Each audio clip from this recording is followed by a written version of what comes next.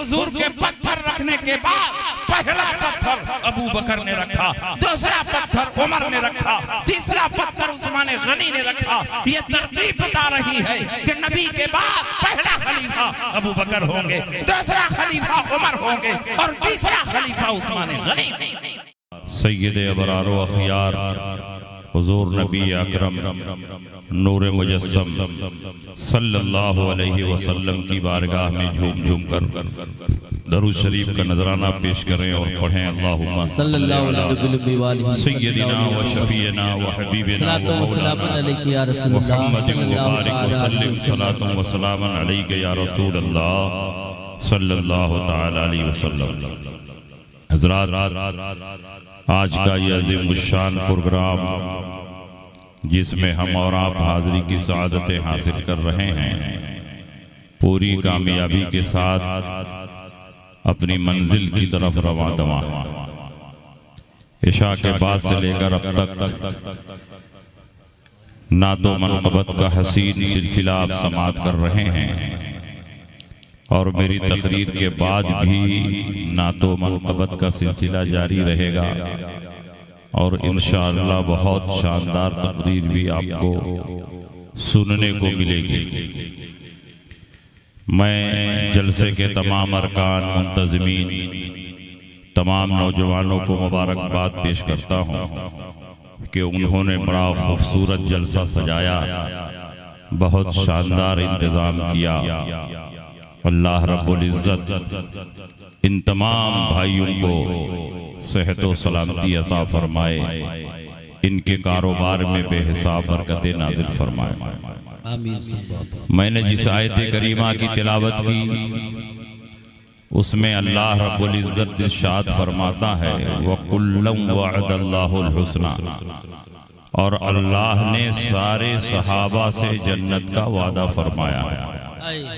हर सहाबी, चाहे ऊंचे दर्जे का सहाबी हो, चाहे अदना दर्जे का सहाबी हो, फतह मक्का से पहले वाला सहाबी हो, फतह मक्का के बाद का सहाबी हो, अस्हाबे बैअते रिज़वान में से हो, या सुलह हुदैबिया में शिरकत करने वालों में से हो, जब वो सहाबी हो गया तो उसका दर्जा इतना ऊंचा हो गया कि बड़ा से बड़ा गौस और कुतुब भी किसी सहाबी के दर्जे को नहीं पहुंच सकता। इसलिए कि सहाबी वो खुशनसीब मुसलमान है जिसने ईमान की हालत में नबी के चेहरे को देखा और ईमान पर उसका खात्मा हुआ। ये वो इबादत है, ये वो शरफ है, ये वो बुजुर्गी है कि बाद वाले पूरी जिंदगी इबादत और रियाजत करें लेकिन किसी अदना दर्जे के सहाबी के दर्जे को नहीं पहुंच सकते। इसीलिए अल्लाह के नबी ने इरशाद फरमाया ला तसुब्बु अस्हाबी फलौ अन्ना अहदकुम अनफqa मिस्ला उहदिन ज़हबन लम यबलुग मुद्दा अहदिहिम वला नसीफहु। मेरे सहाबा को बुरा भला न कहो, मेरे सहाबा की तौहीन न करो, इसलिए कि अगर तुम लोग ओहद पहाड़ के बराबर सोना रब की बारगाह में खर्च करो और मेरा सहाबी एक मुट्ठी दो मुट्ठी जौ रब की बारगाह में खर्च करे तो उस जौ पर इतना सवाब दिया जाएगा कि तुम्हारे सोने के पहाड़ पर उतना सवाब नहीं दिया जाएगा। अल्लाह के नबी ने इरशाद फरमाया मेरे सहाबा को बुरा भला न कहो, जो मेरे सहाबा को बुरा भला कहेगा फमन सब्बहुम फअलैहि लानतुल्लाहि वल मलाइकति वन नासि अजमईन ला यक़बलुल्लाहु मिन्हु सरफन वला अदला। जो मेरे किसी सहाबी को बुरा भला कहेगा उस पर अल्लाह की लानत, फरिश्तों की लानत, तमाम इंसानों की लानत। अल्लाह न उसके फर्ज को कबूल करेगा न उसके नफल को कबूल करेगा। अल्लाह के नबी सय्यद आलम सल्लल्लाहु अलैहि वसल्लम ने अपने सहाबा की अजमत शान में एक दो नहीं बेशुमार हदीसें बयान फरमाई हैं और इन सारी हदीसों में जो फजीलतें बयान की गई हैं उन फजीलतों में अगर सिद्दीक़ अकबर दाखिल हैं, उमर इब्ने खत्ताब दाखिल हैं, उस्मान गनी दाखिल हैं, हजरत अली दाखिल हैं, तो उन फजीलतों में हजरत अमीर मुआविया भी दाखिल हैं, हजरत तलहा भी दाखिल हैं, हजरत जुबैर भी दाखिल हैं, हजरत अबू सुफियान भी दाखिल हैं। इसलिए कि जो भी सहाबी हो गया उन तमाम फजीलतों का जामे हो गया जो कुरान में फजीलतें बयान की गई और जो हदीस रसूल में फजीलतें बयान की गई। सुभान अल्लाह, सुभान अल्लाह। फतेह मक्का से पहले जो लोग मुसलमान हुए उन्होंने बड़ी कुर्बानियां पेश की, इस्लाम के लिए उन्होंने बड़ी जंगें लड़ी हैं, जानो माल की कुर्बानी पेश की, इसलिए अल्लाह ने उनका दर्जा बहुत ऊंचा किया। कुरान में अल्लाह ने फरमाया ला यस्तवी मिनकुम मन अनफक़ मिन क़ब्ल अल-फ़त्ह व क़ातला उलाइका आज़मु दरजतम मिन अल्लज़ीना अनफ़क़ू मिन बअद व क़ातलू व कुल्लन वअदल्लाहुल हुस्ना।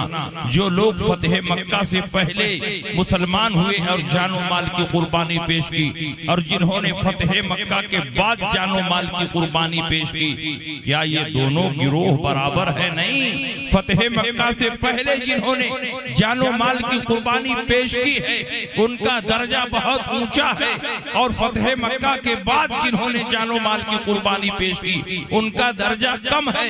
लेकिन एक नुक्ते पर दोनों गिरोह जमा है।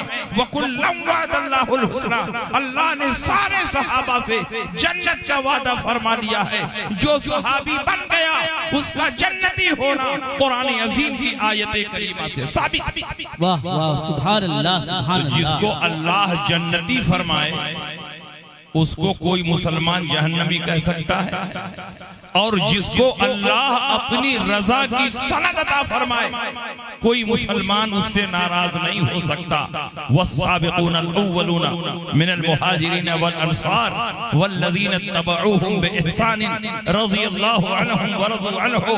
साबिकीन अव्वलीन जो मुहाजिरीनों अंसार में से थे और जिन्होंने बाद में इखलास के साथ उनकी पैरवी की, अल्लाह इनसे राजी है और ये अल्लाह से राजी हैं। जिनको अल्लाह अपनी रजा की सनद अता फरमाए उससे कोई मुसलमान नाराज नहीं हो सकता, और जो किसी सहाबी से नाराज हो इसका मतलब ये है कि वो मुसलमान नहीं है, क्योंकि जब अल्लाह उससे राजी है तो मुसलमान भी उससे राजी है। नारे तकबीर, नारे रिसालत, मसलके आला हजरत, फैजाने आला हजरत, उर्से मीर शाह रहमतुल्लाह अलैह, नारे तकबीर।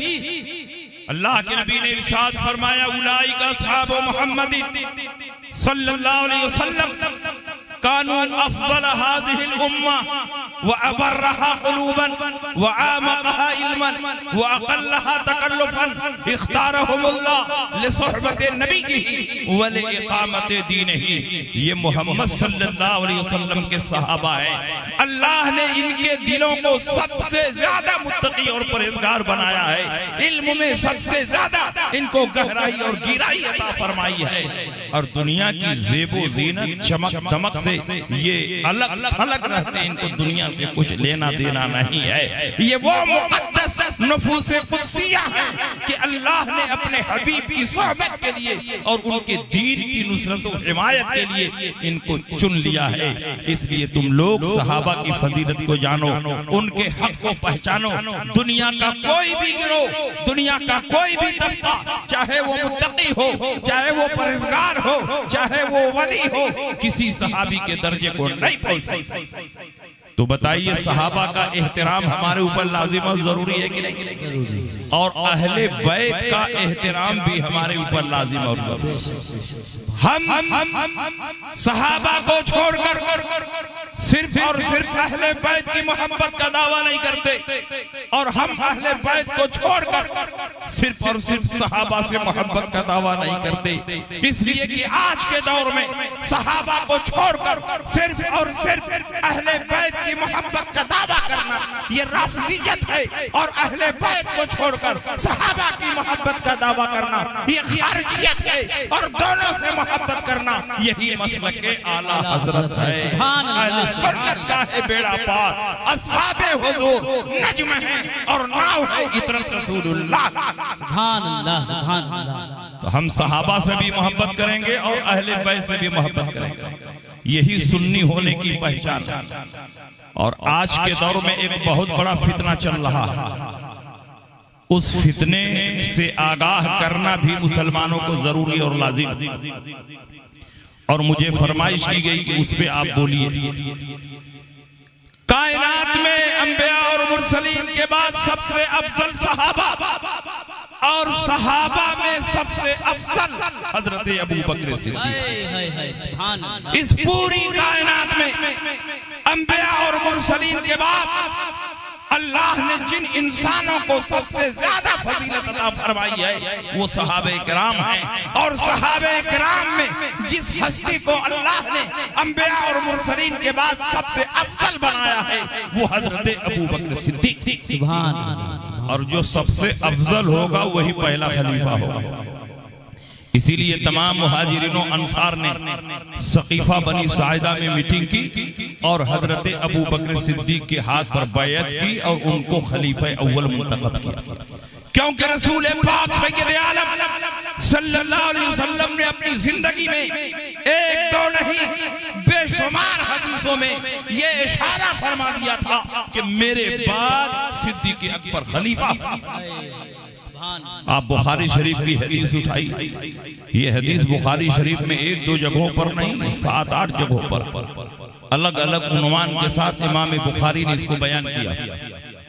जब हुजूर अलैहिस्सलाम मरजुल मौत में दाखिल हुए, यानी जिस बीमारी में हुजूर का विसाल हुआ, हुजूर अलैहिस्सलाम 13 दिन बीमार रहे, 5 दिन दीगर अज़वाजे पाक के पास रहे और 8 दिन हजरत आयशा सिद्दीका के हुजरे में रहे।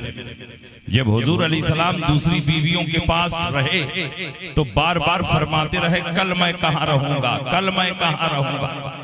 बीवियों ने समझ लिया कि हुजूर अलैहिस्सलाम हजरत आयशा के पास जाना चाहते हैं और हुजूर अलैहिस्सलाम अदलो इंसाफ का पैकर बनकर इस दुनिया में तशरीफ लाए। हुजूर अलैहिस्सलाम की 10-11 बीवियां थी, लेकिन हुजूर अलैहिस्सलाम उनके दरमियान ऐसी बराबरी और मुसावात करते कि दुनिया का कोई इंसान ऐसी बराबरी और मुसावात नहीं कर सकता। बीमारी के आलम में भी हुजूर अलैहिस्सलाम बारी का ख्याल फरमा रहे हैं। अज़वाजे मुतहरात ने कहा, या रसूल अल्लाह, आप बीमारी के आलम में बारी का ख्याल न फरमाएं, आप जिसके हुजरे में आराम मिले और ज्यादा तीमारदारी हो उस हुजरे में आप तशरीफ ले जाएं। अल्लाह के नबी से पूछा गया, आप कहां तशरीफ ले जाएंगे? अल्लाह के नबी ने हुजरे आयशा में जाने की ख्वाहिश जाहिर की तो एक तरफ से हजरत अब्बास ने कांधा दिया और एक तरफ से हजरत अली ने कांधा दिया और हुजूर अलैहिस्सलाम उनके कांधे पर सवारी करते हुए और उनके कांधे को सहारा बनाते हुए दूसरी बीवी के हुजरे से हजरत आयशा के हुजरे में तशरीफ लाए। जब नबी तशरीफ ला रहे थे तो आपके पांव के दोनों अंगूठे जमीन पर रगड़ रहे थे और 2 खत और 2 निशान बन रहा था। हुजूर अलैहिस्सलाम हुजरे आयशा में तशरीफ लाए और मस्जिद नबवी शरीफ में पहुंचकर नमाज पढ़ाते रहे। लेकिन इंतकाल से 3 दिन पहले हुजूर का विसाल कब हुआ है? सोमवार के दिन, 2 शंबा मुबारका को, और सोमवार से 3 दिन पहले यानी जुमा को, जुमरात को इशा का वक्त हो चुका था। मस्जिद नबवी में इशा की अजान हो चुकी थी। मुअज्जिन ने आकर हुजूर को इशा की इत्तला दी। हुजूर अलैहिस्सलाम की सेहत और हुजूर अलैहिस्सलाम की ज़ौफ़-ओ नक़ात इस काबिल नहीं थी कि हुजूर अलैहिस्सलाम चल कर मस्जिद नबवी में जाएं और नमाज पढ़ाएं। हुजूर पर बार बार गशी तारी हो रही थी। हुजूर अलैहिस्सलाम जब होश में आए तो फरमाया, हरीक़ू अलैया बिसब'i क़िरबिन लम तुहलल अवक़ियतुहुन्ना, मुझे 7 मशक पानी से गुस्ल दिया जाए जिसकी बंदिश न खोली गई हो। आपको 7 मशक पानी से गुस्ल दिया गया। हुजूर अलैहिस्सलाम होश में आए, बेहोशी दूर दूर हुई, गशी दूर हुई। हुजूर अलैहिस्सलाम ने उठने की कोशिश की, मगर इस कदर कमजोरी, इस कदर ज़ोफ़ो नक़ाहा कि हुजूर अलैहिस्सलाम उठ न सके और जमीन पर लेट गए। फिर आप पर बेहोशी तारी हुई, होश में आए फरमाया मुझ पर पानी बहाया जाए। पानी बहाया गया। हुजूर अलैहिस्सलाम होश में आए और उठने की कोशिश करते हैं कि मस्जिद नबवी शरीफ में पहुंचकर इशा की नमाज पढ़ाएं, लेकिन ज़ोफ़ो नक़ाहत और कमजोरी के सबब न उठ सके। उधर जमात में ताखीर होती रही तो अल्लाह के नबी ने, हजरत आयशा सिद्दीका भी हैं, हजरत अली भी हैं, हजरत अब्बास भी हैं, और भी घर वाले हैं। नबी फरमाते हैं मरू अबा बकर फलयुसल्लि बिन्नास, अबू बकर को हुक्म दो कि वो लोगों की नमाज पढ़ाएं। हजरत आयशा सिद्दीका ने कहा या रसूल अल्लाह इन्न अबा बकर रजुल रकीकुन इज़ा कामा मकामका ला यस्ततियु अन युसल्लिया बिन्नास। अबू बकर नरम दिल है, रकीकुल कल्ब है, आपकी जगह पर खड़े होंगे तो सहाबा की नमाज नहीं पढ़ा पाएंगे। आप अबू बकर के अलावा किसी और को भेज दे, वो नमाज पढ़ा दे। हजरत आयशा फरमाती है कि मेरे दिल में ये बात चल रही थी कि हुजूर अलैहिस्सलाम 3-4 दिन के मेहमान हैं, उससे ज्यादा हुजूर इस दुनिया में नहीं रहेंगे। अगर मेरे बाप नबी के मुसल्ले पर खड़े हो गए और सहाबा की नमाज पढ़ा दी और इधर नबी का विसाल हो गया तो लोग कहेंगे कि अबू बकर मनहूस है, नबी के मुसल्ले पर आए और नबी का विसाल हो गया। बेटी नहीं जा रही है कि कोई बाप को मनहूस कहे, लेकिन दिल में इस बात को छुपा कर रखा और जबान से ये जाहिर किया या रसूल अल्लाह वो नरम दिल है, रकीकुल कल्ब है, आपकी जगह पर खड़े होंगे, सहाबा की नमाज नहीं पढ़ा पाएंगे, आप उमर को भेज दे। लेकिन नबी ने फरमाया मरू अबा बकर फलयुसल्लि बिन्नास, अबू बकर को हुक्म दो लोगों की नमाज पढ़ाएं। हजरत आयशा ने फिर यही जुमला दोहराया। नबी ने फरमाया मुरी अबा बकर फलयुसल्लि बिन्नास, अबू बकर को हुक्म दो लोगों की नमाज पढ़ाएं। हजरत आयशा ने फिर यही जुमला दोहराया तो नबी ने जलाल के आलम में फरमाया मुरी अबा बकर फलयुसल्लि बिन्नास फइन्नकुन्ना लसवाहिब यूसुफ, अबू बकर को हुक्म दो लोगों की नमाज पढ़ाएं। तुम लोग यूसुफ अलैहिस्सलाम की सहेलियों में से मालूम होती हो कि अपनी बात पर अड़ी हुई हो या दिल में कुछ रखती हो और जबान से कुछ जाहिर करती हो। अबू बकर को हुक्म दो लोगों की नमाज पढ़ाएं। हजरत अबू बकर गए, नबी के मुसल्ले पर खड़े हो गए और आपने सहाबा की इमामत फरमाई। कितने वक्तों की इमामत फरमाई? नबी की जिंदगी में 17 वक्तों की इमामत हजरत अबू बकर सिद्दीक ने की है, किसी और सहाबी ने नहीं की है। बार बार हजरत आयशा टोक रही है, हजरत आयशा रोक रही है। नबी चाहते तो किसी और को भेज सकते थे कि चलो इमाम साहब नहीं है तो नाइब चले जाए, नाइब नहीं है तो मुअज्जिन चले जाए, लेकिन नबी दुनिया वालों को ये मैसेज और पैगाम देना चाहते हैं कि आज मसला सिर्फ नमाज पढ़ाने का नहीं है कि अबू बकर नहीं जाते तो किसी और को भेज दिया जाए। मसला सिर्फ नमाज पढ़ाने का नहीं, वरना किसी को भी भेजकर नमाज पढ़वा दिया जाता, बल्कि हुजूर पूरी दुनिया के मुसलमानों को ये मैसेज और पैगाम दे रहे हैं कि आज मेरी जिंदगी में, मेरी मस्जिद में, मेरे मुसल्ले पर खड़ा होकर सहाबा की इमामत करेगा वही मेरे बाद मिल्लत इस्लामिया का खलीफा। नारे तकबीर, नारे रिसालत, मसलके आला हजरत उर्से मीर शाह रहमतुल्लाह अलैह, नारे तकबीर, नारे रिसालत। तो हुजूर अलैहिस्सलाम की जिंदगी में 17 वक्तों की इमामत हजरत अबू बकर सिद्दीक ने फरमाई। हजरत अली फरमाते हैं कि मैं वहीं पर मौजूद था, मैं बीमार नहीं था, सेहतमंद था, मैं गायब नहीं था, हाजिर था। अगर नबी चाहते तो एक वक्त की इमामत मुझको भी तो अता फरमा देते। बार बार हजरत आयशा टोक रही हैं, मगर नबी अकरम सल्लल्लाहु अलैहि वसल्लम ने सिर्फ और सिर्फ अबू बकर सिद्दीक को अपने मुसल्ले पर कायम फरमाया। बल्कि एक दिन नमाज में हजरत अबू बकर सिद्दीक ताखीर से पहुंचे और हजरत उमर ने सोचा कि अबू बकर आने में लेट कर रहे हैं तो मैं ही आगे बढ़ के नमाज पढ़ा दूं। हजरत उमर आगे बढ़ने लगे ताकि मैं ही सहाबा की नमाज पढ़ा दूं। तो नबी ने फरमाया ला ला ला या अल्लाह वल मुस्लिमून इल्ला अबा बकर। नहीं नहीं नहीं, अल्लाह और मुसलमान राजी ही नहीं होंगे सिर्फ और सिर्फ अबू बकर की इमामत से। इसका मतलब क्या हुआ कि नबी भी यही चाहते हैं कि मेरे बाद अबू बकर सिद्दीक खलीफा। इसीलिए जब हुजूर अलैहिस्सलाम का विसाल हो गया, सहाबे कराम की मीटिंग हुई और उस मीटिंग में मुत्तफिका तौर पर हजरत अबू बकर सिद्दीक के हाथ पर तमाम सहाबा, तमाम मुहाजिरीन व अंसार ने बैअत कर ली, उनको अपना पहला खलीफा मुंतखब कर लिया। उस वक्त हजरत अली मौजूद नहीं थे, क्योंकि नबी का जनाजा मुबारका घर में रखा हुआ था। अली घर वाले थे, तजहीज़ो तकफीन की सारी जिम्मेदारी अली पर थी। तो उस वक्त मीटिंग में अली मौजूद नहीं थे, उनको बुलाया गया।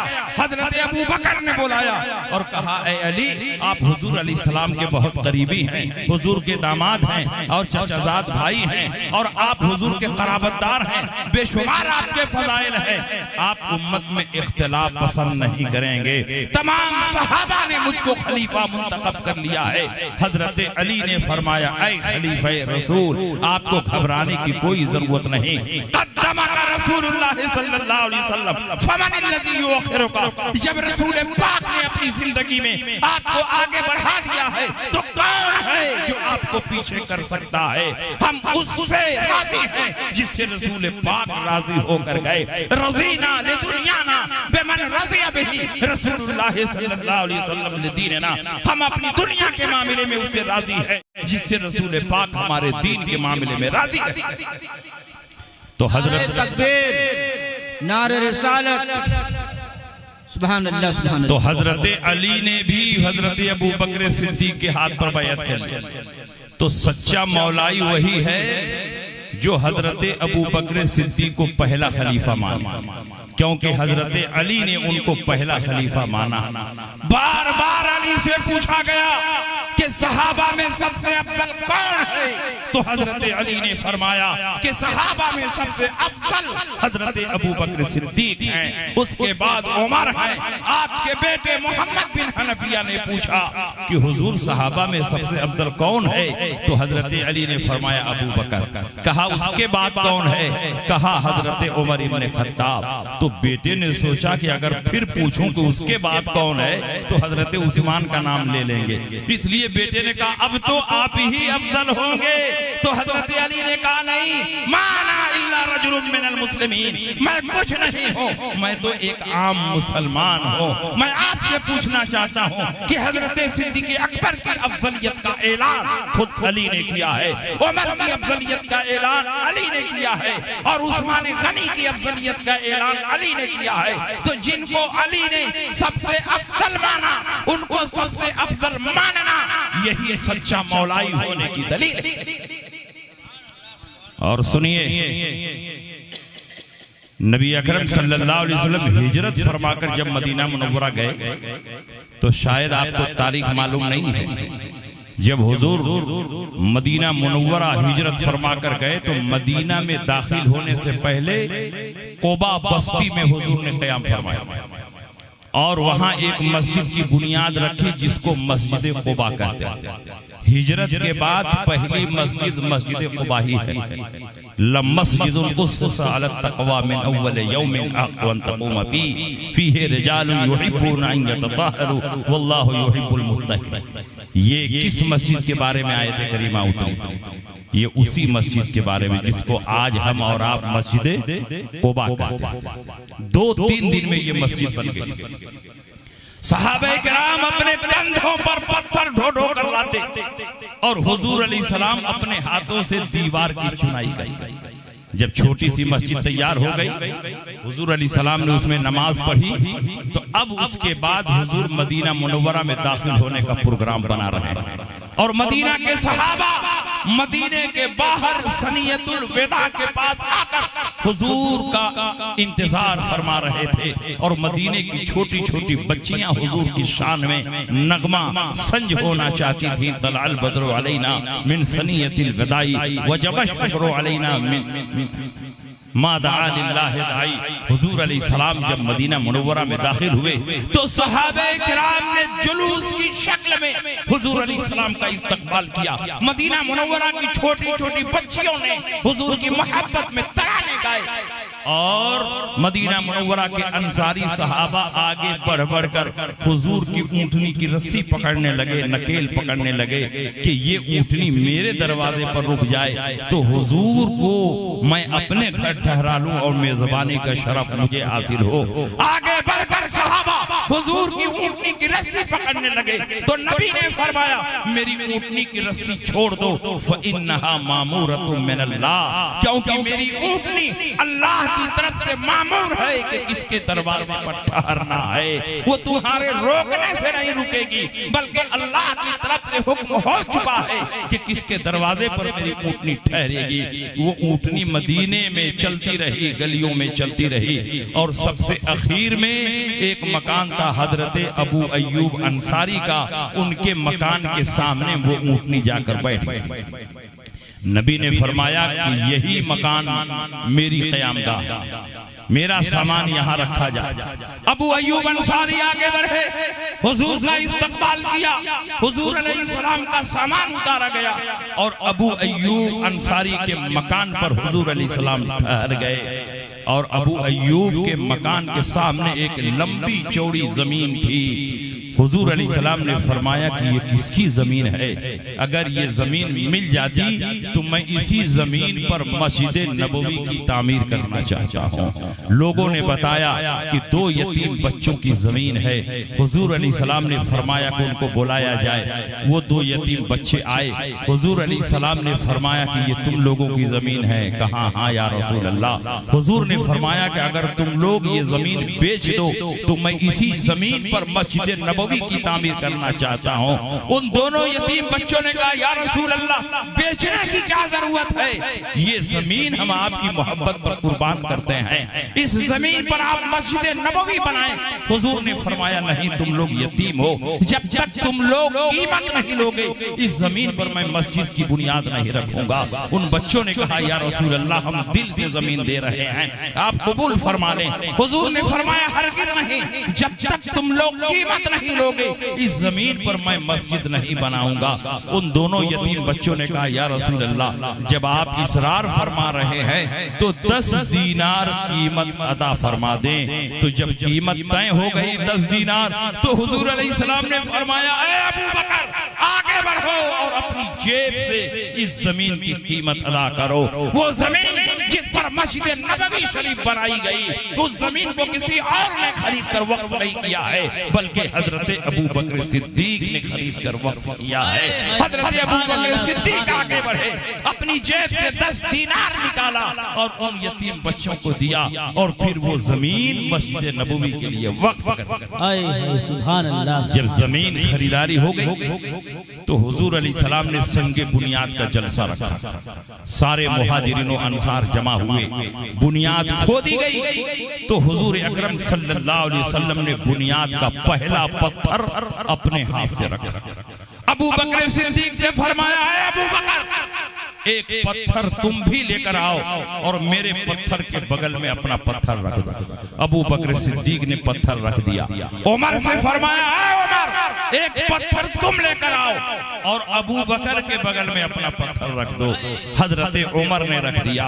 उस्मान गनी से फरमाया है उस्मान, एक पत्थर तुम भी लेकर आओ और उमर इब्ने खत्ताब के बगल में अपना पत्थर रख दो। हजरत उस्मान गनी ने भी रख दिया।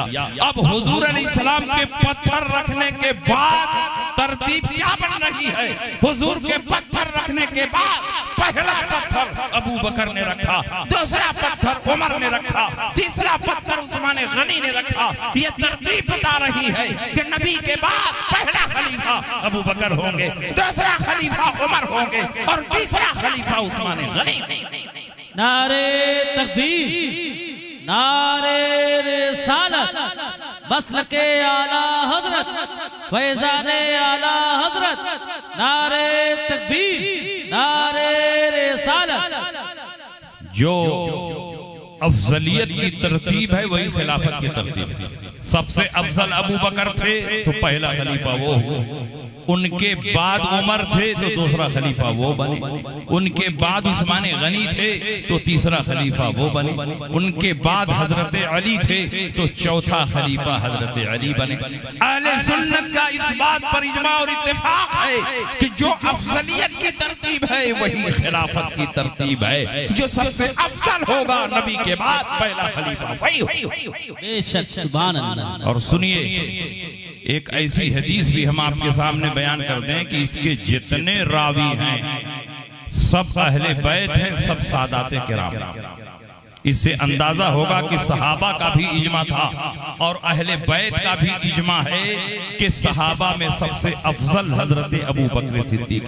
आज अबू बकर की अफजलियत का इनकार किया जा रहा है, उमर इब्न खत्ताब की अफजलियत